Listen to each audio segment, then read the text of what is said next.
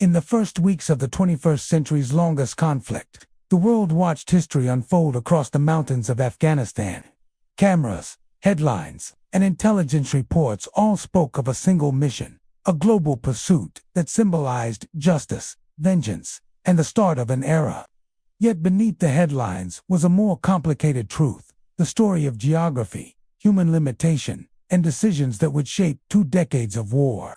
When international forces first entered Afghanistan, the expectation was of a swift victory. The world's most advanced militaries believed they could locate and dismantle insurgent networks within weeks. But as history would show, Afghanistan was not a battlefield like any other. Its geography, history, and people made it one of the most complex strategic environments ever encountered. The story begins in the rugged eastern provinces, where steep valleys, narrow passes, and snow-covered ridges form a natural fortress. Intelligence analysts and soldiers alike discovered that modern technology could not easily penetrate the timeless shield of the Hindu Kush. Satellites captured images, but shadows and terrain often distorted the truth. The enemy, familiar with every rock and ravine, moved silently through hidden trails carved by centuries of shepherds and traders. Military planners underestimated how geography could overpower technology. Drones, sensors, and surveillance systems depended on clear lines of sight, something the valleys of Tora Bora and coast rarely offered. As night fell, helicopters hesitated to fly through unknown canyons, and troops on the ground struggled to distinguish friend from foe. Each decision, each delay, had consequences that would echo for decades. But the challenges were not only physical, they were also political. Different intelligence agencies, each with their own sources and interpretations, often clashed over strategy. Reports arrived late or conflicted with one another. The urgency to act sometimes overpowered patience, and opportunities slipped through the cracks of bureaucracy. While field commanders requested reinforcements or permission to advance, decision-makers debated from thousands of miles away. In the world of strategy, timing is everything. And in that winter of uncertainty, time became the most valuable and most wasted resource. While some believed the mission had achieved its objective, others warned that the fight was far from over. The assumption of quick victory would soon transform into a lesson on the cost of overconfidence. As the early months turned into years, Bagram Air Base, once a dusty Soviet relic, became the nerve center of international operations. From here, aircraft launched daily missions across the mountains, supplying remote outposts and pursuing fragmented networks. Engineers built runways long enough for bombers and cargo planes, transforming Bagram into a symbol of power projection. Yet, even as the base grew into a fortress, the elusive nature of the conflict persisted. Intelligence briefings detailed progress, but on the ground, the reality was far more ambiguous. For local Afghans, the experience was mixed. Some hoped foreign presence would bring stability, roads, and schools.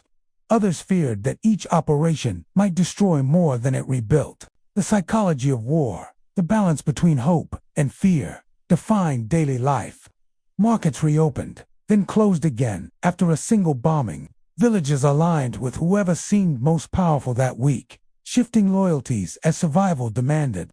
To understand this war, one had to understand not only politics, but the deep emotional scars it left behind. Behind the scenes, analysts began to realize that the enemy was not a single man or group, but a pattern, a cycle of ideology, geography, and resilience. Every time a stronghold was cleared, new ones emerged elsewhere. Every time a leader was captured, another took his place. The challenge was not just to win battles, but to understand why the conflict kept regenerating itself. By 2005, it became clear that early assumptions of a short war were mistaken. The initial mission had expanded into something much larger, rebuilding institutions, training forces, and maintaining security in a land historically resistant to outside control. From Alexander the Great to the British Empire, and later the Soviet Union, all had learned the same lesson. Afghanistan's terrain, culture, and independence formed an unbeatable combination. The phrase "graveyard of empires" was not an exaggeration. It was a historical constant. Modern soldiers faced the same mountains that had defeated armies centuries earlier. The difference was technology, but even advanced tools struggled against the human element. Information could be collected, but not always understood. Drones could track movement, but not measure intent. Satellites could map terrain, but not hearts and minds. The limits of modern warfare became painfully clear. Yet amidst these failures, there were also moments of progress. Infrastructure improved in parts of the country. Education for women expanded, and communication connected once isolated valleys to the wider world. For a brief moment, it seemed that history might finally bend toward peace. But geopolitics is rarely linear. As focus shifted to other global crises, Afghanistan's fragile stability began to unravel. In strategic terms, the retreat of one side was not always a defeat, and the advance of another not always a victory. Each move on the chessboard carried hidden implications. Some withdrawals were tactical, designed to regroup or reposition. Others were symbolic, signaling the end of one chapter and the uncertain beginning of another. The world often misunderstood these movements, interpreting them through lenses of victory and failure rather than adaptation and survival. The most haunting question remained: could the outcome have been different if early decisions had been made differently? Historians and military scholars still debate that point. Some argue that better coordination could have changed the course of history. Others believe geography and timing made the result inevitable.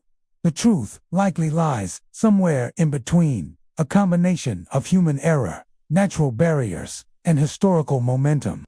From a psychological perspective, the pursuit shaped the minds of generations of soldiers and civilians alike. Fear turned into fatigue, determination into disillusionment, and hope into reflection. Every participant, from high-ranking officials to villagers, became part of a shared narrative about ambition and consequence. The war was not just fought on the ground, but within hearts, ideals, and identities. As the years passed, the mission evolved from retribution to reconstruction, and then to withdrawal.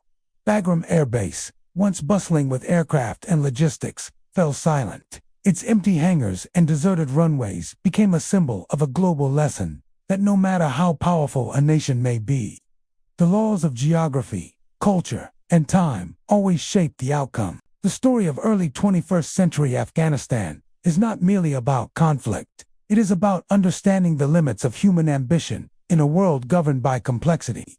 It teaches how technology alone cannot win wars, how alliances can both strengthen and constrain strategy, and how hope can coexist with despair. Above all, it reminds us that in every mission, there are unseen forces, not just enemies, but environment, history, and fate. Today, historians, students, and analysts continue to study those crucial first months, not to assign blame, but to learn.